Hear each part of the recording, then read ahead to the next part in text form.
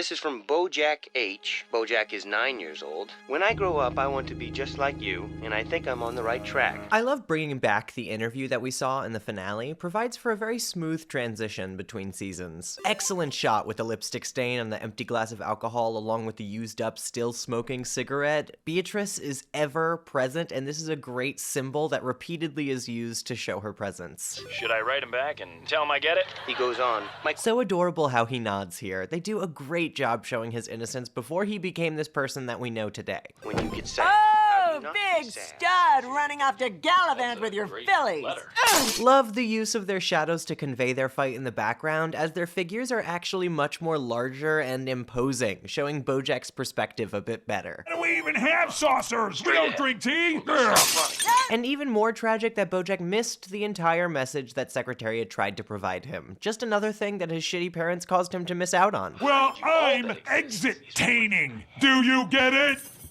Butterscotch saying, "Do you get it?" as a kind of hint where Bojack's need for others to understand his jokes comes from. We just heard about the track. You know, the track because horses run on tracks and Bojack is a horse and Don't sit so close to the TV. It'll make you cruel. Interesting twist to the usual lesson about eyesight. I want to believe this is a small bit of foreshadowing about Bojack's attraction to Hollywood fame and those figures he saw on television and how it led to this more negative figure that he has become, but I might be reading way too far into it. Also, I have to add a point for them giving Beatrice eyebrows this season. Her lack of them in season 1 really detracts from her expressions, and this allows her to be much more of an actual character than before. Compliments Wendy Malick's excellent voice acting much more appropriately. You know, I was beautiful before I got pregnant. I know.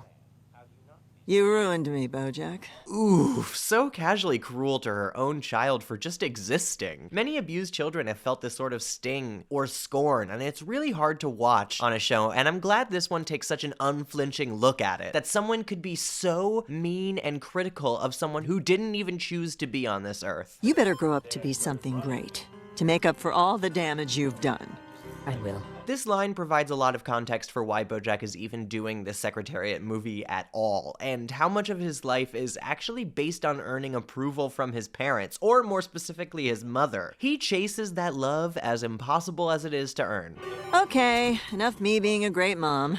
I'm gonna go hide your father's heart medication. And that's the worst part. Some of these people will go on thinking that this is what parenting actually is. Love that they changed the background to fit the season's plot better. This is really where they start to play around with the intro, and I love how far they start to take it. Nice little detail about having Sebastian Sinclair on the television instead of Sarah Lynn's music video. Adore the details. There was no reason for them to do that except for the love of the art itself. The first thing is, you gotta believe that change is possible. Having George Takei as the inspirational narrator. Very fitting. You have to tell yourself every day, I can change and I will change. Ironically, this first lesson the audiobook teaches is the exact same one Bojack learns at the end of the season from The Running Monkey. You gotta do it every day. I can change and I will change. I still can't hear you. You're an audiobook.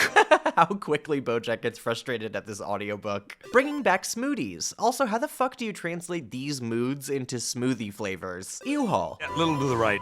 No, house right. That's an acting term. It means left. This is one of my most quoted jokes from the show. It's so relatable as someone who did theater. House left and right are almost always useless. Just say your right or my right. We already had distinctions for that. New painting alert. This is a nice anthropomorphized version of Franz Marc's Blue Horse 1. The horse represents peace and tranquility among the natural chaos of the world, and I believe is a symbol for Bojack's attempted mindset at the start of this episode. He is trying to become this persona in the painting. This painting of the Ass Mountains is also new, wanting to commemorate that moment with Sarah Lynn, I suppose. No. Love using this as a through line for his real life bleeding through this new persona. And I love using a cigarette as her profile picture to cement that imagery surrounding her. My audiobook told me I had to let go of the burdens of my life so far. Oh, you know what? Maybe it was my life so far. Him just realizing this now. Uh-oh, I think someone needs a fab. Fab? FAB. Stands for Fresh Active BNA. BNA? Brand new attitude, Todd, try to keep up. Attitude stands for attention. Poking fun at self-help books' obsessions with acronyms. Did you also get rid of my stuff? Where's my duffel bag? I value you! Really evident that this change in Bojack is largely superficial, with his stating that he values Todd while simultaneously disregarding his property and personal space. This feels awful. Why does anybody run? On your right. Starting the season with Bojack not able to finish the hill, and a small nod to the monkey and his future importance. And she had no idea that her boyfriend was the strangler. I guess some people just see what they want to see. Right, Vincent? Yeah! Why is Vincent actually in an office with a computer and it has a fake graph on it? How is this scheme of his so well funded and no one is seeing this? Why is he even there? When I won that Golden Globe last month, I went to a very dark place. I was in a hole, and I realized I can wallow in this hole, or I can change. And while I was tempted to go with the former, sometimes the only way out of a hole is a ladder. No pun intended. You clearly intended that pun. Princess Carolyn, you gotta believe in the AHP of TPE.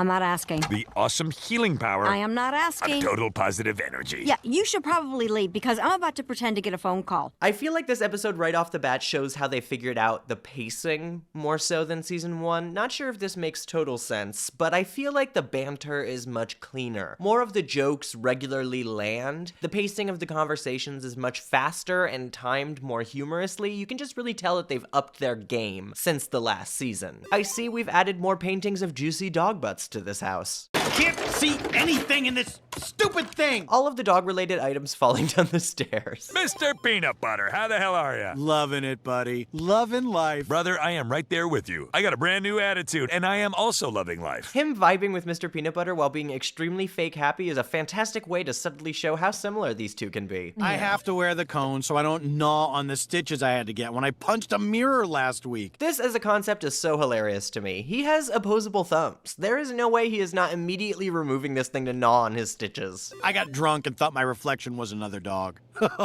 I was so mad at that other dog. He was wearing my clothes. I love the combination of very dog and very human reasons why someone would punch a mirror. And I got a pair of tickets to the Stone Show this Kend. Wanna go? The Rolling Stones? What? Oh, no. The Mighty Mighty Boss Stones. Who the fuck calls them that? Changing MGM to just Kudos to the animators for having so many moving people in this scene. It really helps the set feel alive and chaotic, and I'm positive it was not easy to do. Nice little chicken for days nod on this poster. Stupid ads in major movies. I hate product placement. Who's this guy? Who let this guy in? I just, He's got a real funny face. I like your face, guy. Thank you. What a cute, funny face. You want a cookie? Can someone get this guy a cookie? Got a very soothing face, and I like looking at it. Kelsey's random love of Todd. So in this scene, Secretariat's at his lowest. Action! Hey, Secretariat. What are you doing here? Smart and funny way to convey how pretending to be blissfully happy all the time can prevent you from accessing necessary emotions. The dog playing the chicken and the chicken playing the dog. Is this racist? Or speciesist? Hello? The way Sebastian begins every single phone call. Keegan-Michael Key is such a treasure, I swear. I didn't think I could do it, but I did it! I'm amazing. No, everyone died in the background. Holy shit. This is also important. Swamp Monsters of Malibu callback. Lucky for you, there'll still be just as much famine and war and devastation in 3 months. I'm not dead yet. More hilarious, chaotic gags from Sebastian. Such a fun character that always has so much going on around him. He doesn't waste a second of his screen time. I don't know if this helps or not, but when Secretariat was a kid, he actually... Hey, look out! My face! My beautiful face! The immediate chaos caused by Diane's seemingly innocuous job not being done for 5 seconds. Love the Bowie reference on this guy's shirt. Lenny Turtletop stuck on his back, of course. Really figure out what we're doing and why we're here. Nice transition to show how Kelsey reminds him of his aloof, disapproving mother. Explains why he's so desperate for her to like him this season.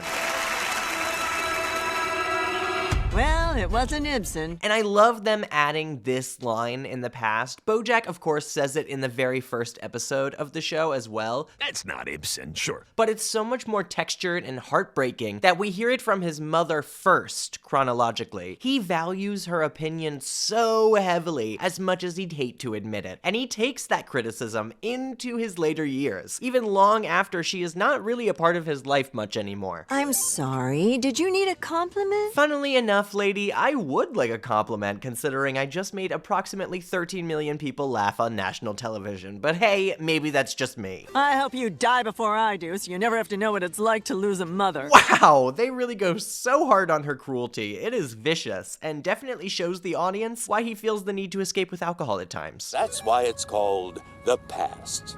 Tomorrow is an opportunity. You can be big and proud. Bojack's facial expressions as he struggles to keep up this facade as he's reminded of the past are really telling. Or you can get in your boat and row. Tom or row. Tomorrow. This pun! So clever, but ultimately meaningless. Hey, do you want to talk? Talk? Why? Why would we do that? So you can put everything we talk about in a book and sell 1 million copies? Wow. His cruelty accidentally slipping out in a harsh way because he's trying so hard to pretend that everything is okay is very realistic. You gotta keep this close to the vest, but I am inches from getting Emily Van Camp, the lead in Goose Van Sant's new movie about Jackie O. My clients would faha laha ip. They do a good job of portraying Rutabaga as a sleazeball right from his first scene. Could we keep it down? Nice little nod to Ian McEwan. Though I'm not quite sure why the book is about sandwiches, maybe it's about how he can really just make anything an absolutely classic novel. Hey, Herb, can I talk to you for a minute? Fantastic homages to Jean-Michel Basquiat's work on Herb's wall, specifically to Untitled Boxing Ring and Cabeza. I'm not sure what the other one is an homage to, but they're all fantastic. Enough with the stomping already! Love that they set this up in this episode for a small payoff joke later on this season. Well, you got the part, didn't you? What did you do in the audition? Well, how should I know? That was the old me. Now I've got a brand new attitude. Small way to show off why Bojack's new attitude isn't working. He's just abandoning everything in the past completely. Yeah, 2 days. I can do all those things. Oh, shit. I didn't do any of those things. Relatable and hilarious transition. We just need to make a scan of your face so that if you die, we can finish the movie without you. What? Standard procedure these days. These two being different species and looking exactly the same. You know, one day, that's going to be the actor's whole job. Just sitting in a room for 5 seconds while a machine scans his face, and then 6 months later, plug in a movie on Kimmel. Hauntingly accurate prediction. Not the memorial for just her face. What are you doing here? What are you doing here? What are you doing here? What are you doing here? How easily he transitions to a normal line reading when he's actually being himself. Way to go, Mr. Peanut Butter. What a stupid move. Why'd you? And now Mr. Peanut Butter's facade crumbles before us as well. He's much better at keeping this up than Bojack is, but I'm glad that they portrayed that self-hate is not non-existent in this character, despite how much he might be smiling. Are you saying that Van Sant Camp wants to recant on Van Camp? Because they can't! Uh-oh, the assonance is beginning. The writers hate Amy Sedaris. I know you're there, Charlie. Leave a message! I'm not gonna leave a message. Beep. Hey, Charlie! Princess Carolyn again. Love that she actually leaves a message anyway, just in case. Rutabaga, this is not a good time. Okay. The carrot bonsai tree.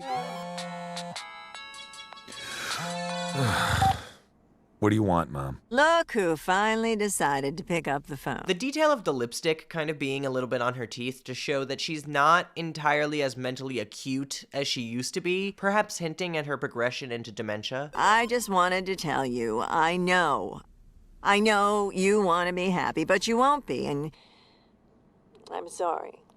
What? It's not just you, you know. Your father and I,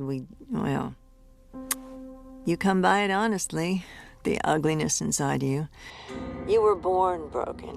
That's your birthright. And now you can fill your life with projects, your books and your movies and your little girlfriends, but well, it won't make you whole. You're Bojack Horseman. There's no cure for that. This is probably one of the most depressing moments in the series. The sound cues in the back, Wendy Malick's impeccable line reading. But what I also love about it is how much context it gives to Beatrice. She's been shown to be so cruel and to levy so much hate toward Bojack, but here we learn that it stems from a hatred of herself and of his father. She truly believes that they are two reprehensible people who could never hope to be good, and that therefore Bojack inherited it all, and he has no chance to be good either. A fantastic way to portray how negative self-image and perhaps emotional trauma can make its way through generations of a single family, how we can pass it on, hurt people, and so on and so forth, until one of those hurt people realizes what she is actually saying here is a bullshit excuse not to change. Anyone is capable of change, you just have to be willing to try. Anyway, do you remember who directed the Philadelphia Story? 5 letters, second letter U. So classic for a parent to just come in and destroy your self-esteem and then ask the most mundane question possible afterwards. You need to visualize it flying out the window over the...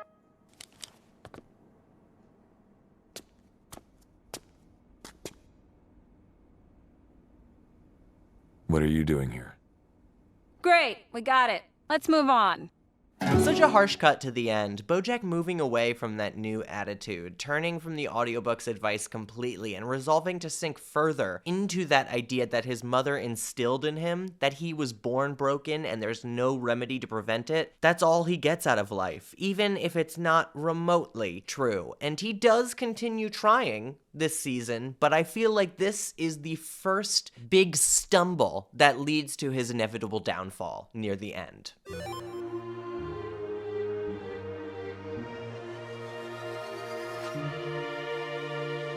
If you enjoyed this video, consider supporting me on Patreon at patreon.com/PosiTVty. That's PosiTVty. There you get all of these videos before they come out on YouTube. You get to choose exactly what you want to see on the channel, and you get the unedited essays so you can hear all of my mistakes and the things I choose to edit out before I do so. But I appreciate all of the support you provide to me on YouTube as well. Any bit of engagement helps. Watching, liking, commenting, subscribing. I thank you for all of it. I appreciate you being here, and I hope you're having a wonderful day. I will see you for the next video. Please let me know what you think it should be. Bye-bye.